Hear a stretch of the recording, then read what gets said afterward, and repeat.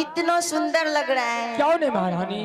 लेकिन स्वामी जी महारानी मैं ये जानना चाहती हूँ, आप जो इस अवस्था में मुझसे शादी किए हैं, हाँ महारानी। इसका क्या वजह है स्वामी जी जो आप इस उम्र में मुझसे शादी किए हैं? महारानी हाँ तुम नहीं समझती हो, कोई वजह रहता है फिर शादी करना पड़ता है महारानी। महारानी जो कि मैं पहले शादी किए थे उसमें 2 पुत्र था हाँ और जिसका नाम सीता और बसंत थे। और उसके बाद एक समय में ये संसार सागर छोड़ करके चल बसी है। क्या? और संसार सागर छोड़ करके चल रही है वो, और बच्चे को देखने वाला कोई नहीं, और पढ़ाई लिखाई कराने वाला, खाना बनाने वाला कोई नहीं महारानी। इसलिए मैं इस अवस्था में शादी किया हूँ।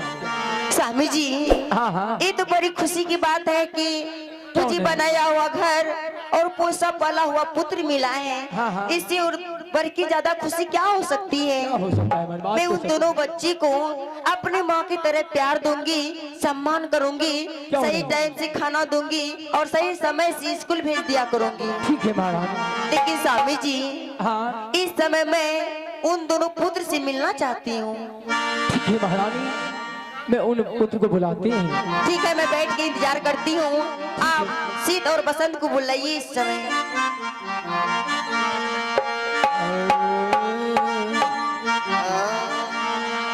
दिलिया अठवरिया रे सीत रे,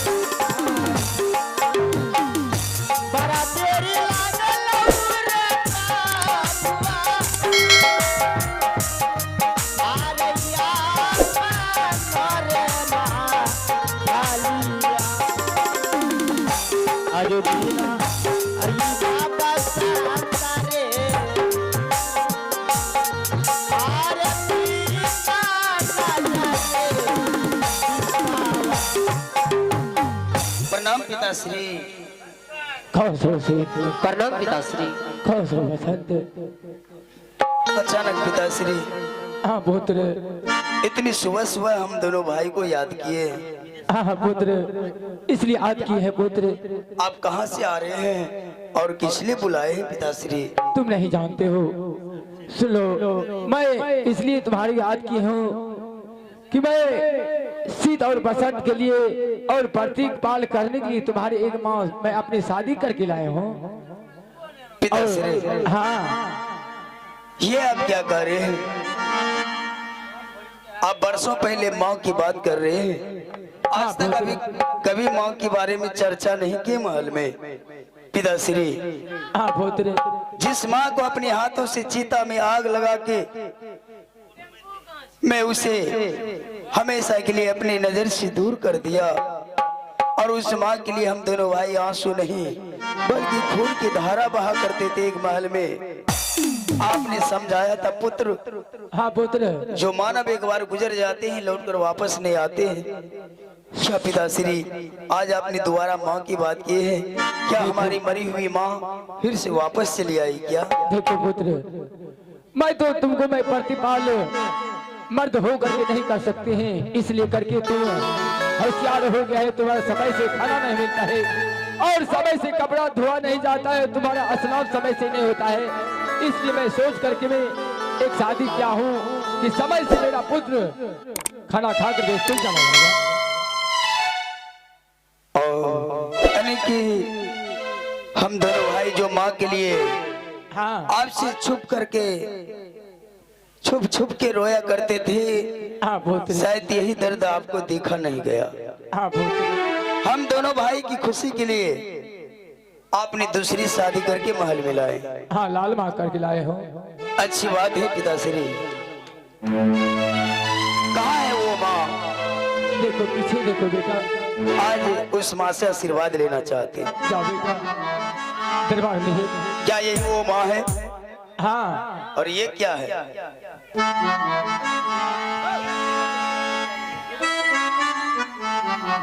ये डांसर सभा सेट करता है। हेलो हाँ भोतरी, ठीक है, चलो भाई सबसे पहले माँ से आशीर्वाद ले लेते हैं। हाँ क्यों नहीं बस। एक तो झाड़ू लगा दीजिए गिरपति मोदी से फर्ज कर दीजिए, दिक्कत होगा गिरने में, ढंग नहीं है काम करने का। ए दसनवा आचर का है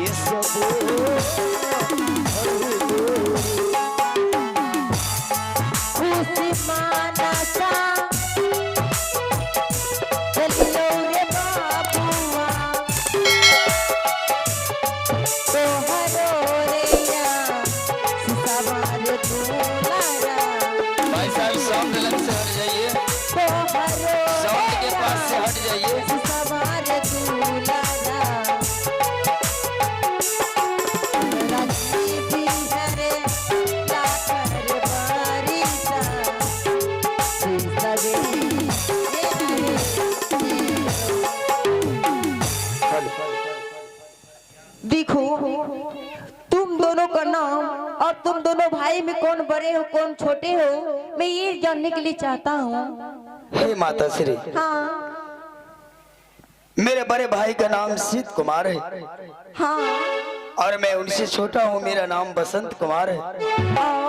तो तुम्हारा नाम बसंत हुआ और इसका नाम शीत हुआ। शीत और बसंत के नाम से ये 14 कोस के राज जाने जाते हैं, ये राजमहल माँ। ये सब ठीक है, लेकिन ये क्या देख रहे? तुम दोनों भाई का कपड़ा इतना गंदा क्यों लग रहा है? कपड़ा छोड़िए ना, मुंह ठीक है। मुंह तो ठीक है, लेकिन कपड़ा भी मुंह के साथ साथ ठीक होना चाहिए ना। अरे माँ, क्या इस माल में नौरी बानी नहीं है क्या? ये मत पूछो, नौरी बानी नौकर चाकर कोई चीज का कमी नहीं। तो इतना जायदाद सुख संपत्ति भगवान ने कोई चीज का कमी नहीं दिया है। हाँ। परंतु बात ये है कि हमारी माँ बचपन में गुजर गई। हाँ। माँ के मर जाने के बाद नौकर तो नौकर ही होता है। अपनी माँ अगर हर आदमी समझने लगे दुख सुख को, तो फिर ये तकलीफ ही नहीं होगा। माँ के मर जाने के बाद समय पर भोजन नहीं मिलता है, समय पर अच्छे कपड़े पहनने के लिए नहीं मिलता है। यहाँ तक कि हम दोनों भाई माँ की याद में रोते रोते पढ़ाई लिखाई सब कुछ भूल गए। और तो ये बात है। हाँ ये बात है। देखो बसंत, अब मैं इस महल में आ चुकी हूँ। तुम दोनों भाई को कोई प्रकार की कठिनाई नहीं होने दूंगी। मैं तुम दोनों भाई का कपड़ा धो दिया करूंगी। अच्छा। और समय से तुम दोनों भाई को खाना भी खिलाऊंगी और सही टाइम से गुरु पाठशाला भेज दूंगी। अब मार्केट से जैकेट भी लाई, हर चीज ला के दूंगी। अब देखो कितना ठंडी हो गया, पुष माघ आ गया, 2 दिन से ठंडी बढ़ गया है। मंत्री जी को 3 दिन हो गया, उसको लिखा दिया रजिस्टर में। अच्छा। मेरे लिए सामान मंगा दीजिएगा ठंडी के लिए। हाँ। और एक भी ऊनी कपड़ा नहीं मंगाए। तो ठीक है, यहाँ से चलो महल। तुम दोनों भाई को मैं अभी गरम गरम दूध पिलाती हूँ और गुरु पाठशाला भेज देती हूँ। हाँ क्यों नहीं माँ। या पढ़ाई फिर से शुरू करना पड़ेगा? बिल्कुल। पढ़ाई तो हम सब थोड़ा भुला गए हैं, भुला गए हो? एक भी अक्षर नहीं आता। आज दिन से तुम रोज जब स्कूल जाने लगोगे तो सब याद हो जाएंगे तुम्हें। ठीक है माँ। ठीक है, यहाँ से महल चलो, गरम गरम दूध पिलाती हूँ। आज तुम्हारी बातों में दम है। न जाने एक माँ के बिना हमारा महल हमेशा के लिए उदास रहते थे और अंधकार छाए रहते थे। तुम्हारे आ जाने से हमारे महलों में चार चांद लग गई। अब हमें बहुत खुशी मिलेगी। चलो माँ, हम दोनों भाई इसमें बहुत भूखे। ठीक है, यहाँ से चलने की तैयारी करो बस। आज तुम्हारे हाथों से हम दोनों भाई गरम गरम दूध पी के पढ़ने के लिए पाठशाला चले जाएंगे। ठीक है बस, चलो माँ। ए याजुदीना आज चलवा